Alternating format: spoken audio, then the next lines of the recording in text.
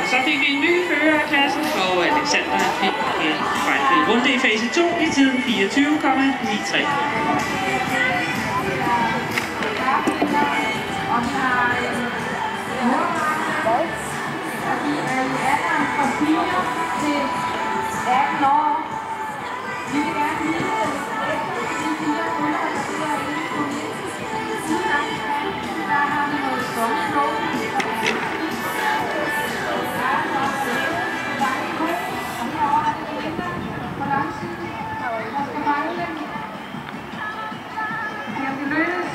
Hvis det gør, må hun selvfølgelig gerne kigge.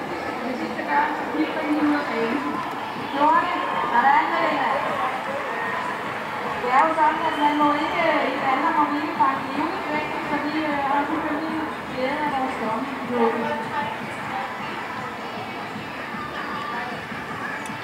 Det blev til 4 fejl i fase 1.